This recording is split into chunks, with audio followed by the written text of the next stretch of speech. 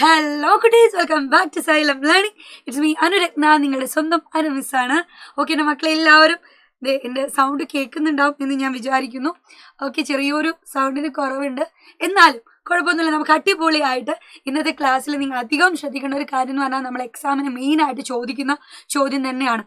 അപ്പം നമ്മൾ എക്സാമിന് ഫ്രാക്ഷൻ അതുപോലെ തന്നെ പാർട്ട് നമ്പർ ഈ രണ്ട് ചാപ്റ്ററിൽ നിന്നും ഒരുപോലെ ചോദിക്കുന്ന ഒരു ചോദ്യമാണ് നമ്മൾ ഇപ്പോൾ പഠിക്കാൻ വേണ്ടി പോകുന്നത്. സോ നാളത്തെ എക്സാമിന് എൻ്റെ മക്കൾക്ക് അത്രയും യൂസ്ഫുൾ ആയിട്ടുള്ള ഒരു ക്വസ്റ്റ്യൻ ആണ്.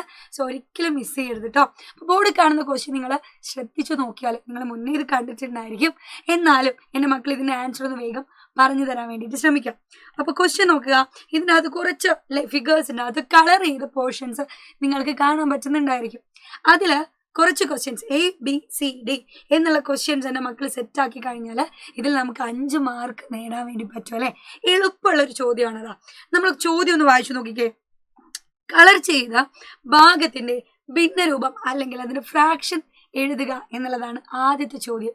അപ്പൊ അതിന്റെ ഫ്രാക്ഷൻ എഴുതാൻ നിങ്ങൾക്ക് എളുപ്പത്തിൽ പറ്റും. ആദ്യത്തെ ഫോം നോക്കിക്കേ, ഫിഗർ നോക്കിക്കേ. നിങ്ങൾ ഒരു സർക്കിളിനെ 2 പോർഷൻസ് ആക്കിയിട്ടുണ്ട് അല്ലേ. അപ്പൊ ആ കളർ ചെയ്ത പോർഷൻ നമുക്ക് എങ്ങനെ എഴുതാം? 2ൽ ഒരു ഭാഗം, 2 എണ്ണത്തിൽ ഒരു ഭാഗം എന്ന് പറയുമ്പോൾ നമ്മൾ അതിനെ എങ്ങനെയായിരുന്നു സൂചിപ്പിച്ചേ? യെസ്, 1/2 അല്ലേടാ. രണ്ടാമത്തെ ഫിഗർ നോക്കിക്കാൻ നിങ്ങൾ, സെക്കൻഡ് പിക്ചർ. ഒരു സർക്കിളിനെ 4 ഭാഗങ്ങളാക്കിയതിൽ 3 എണ്ണം കളർ ചെയ്തിട്ടുണ്ട്. അങ്ങനെയാണെങ്കിൽ നമ്മൾക്ക് എങ്ങനെ എഴുതാം? 3/4, 4 എണ്ണത്തിൽ 3 എണ്ണം. അടുത്ത ഫിഗർ നോക്കിക്കേടാ, 1 2 3 4 5 6 7 8 8 പീസാക്കിയതിൽ 4 എണ്ണം കളർ ചെയ്തു. അപ്പൊ നമ്മൾ 8 എണ്ണത്തിൽ 4 എണ്ണം 4/8 എന്ന് എഴുതൂ അല്ലെ. ഇതിനൊന്ന് ചെറുതാക്കി നോക്കിക്കേ. ചെറുതാക്കിയാൽ നമുക്ക് എങ്ങനെ എഴുതാം?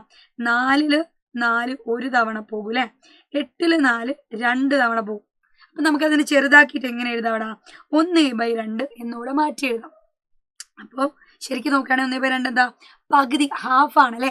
അപ്പൊ ഈ ഒരു പിക്ചറിൽ നിങ്ങൾക്ക് നോക്കിയാൽ തന്നെ മനസ്സിലാവും പകുതി ഭാഗമാണ് അത് കളർ ചെയ്തത്. അപ്പൊ 4/8 എന്ന് പറഞ്ഞാലും 1/2 എന്ന് പറഞ്ഞാലും സെയിം ആണ്. ഇനി അടുത്ത ഫിഗർ നോക്കിക്കടാ. ഇതില് 1 2 3 4 5 6 7 8 9 10 11 12 അല്ലെ. അപ്പൊ എത്ര പീസ് ആക്കിയിട്ടുണ്ട്? യെസ്, ഇവിടെ 12 പീസസ്. 12 പീസില് 4 എണ്ണം കളർ ചെയ്തു. അപ്പൊ നമുക്ക് എങ്ങനെ എഴുതാം? 4/12. ഇതിനെ ചെറുതാക്കാം.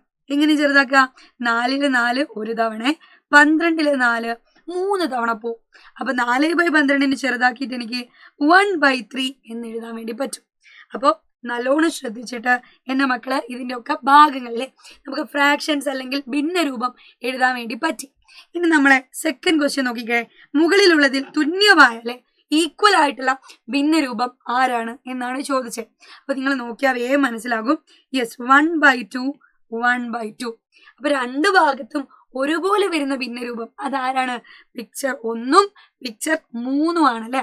അപ്പൊ ഈ 2 കാര്യങ്ങൾ, 2 പിക്ചേഴ്സ് ആണ് ഏറ്റവും സെയിം ആയിട്ട് ഒരുപോലെ കളർ ചെയ്തെന്ന് തോന്നുന്ന പിക്ചേഴ്സുകൾ. ആരൊക്കെയാണടാ? Picture 1, picture 1, picture 3. ഇനി ഏറ്റവും താഴെ നിങ്ങൾ ഒരു ക്വസ്റ്റ്യൻ കാണുന്നുണ്ടാവും. ഈ ക്വസ്റ്റ്യൻ താഴെ തന്നവയുടെ തുല്യമായ ഭിന്നരൂപം എഴുതുക. അപ്പൊ 3/4ഉം 4/12 2 ഫ്രാക്ഷൻസ് ആണ് തന്നത്. ഏതൊക്കെയാണ്? ഒന്ന് 3/4ഉം അതുപോലെ 4/12. ഇതിന് ഈക്വൽ ആയിട്ടുള്ള ഫ്രാക്ഷൻസ് നമുക്ക് എങ്ങനെ എഴുതാൻ വേണ്ടി പറ്റുക? എളുപ്പമാണ്, ഒന്നുമില്ല.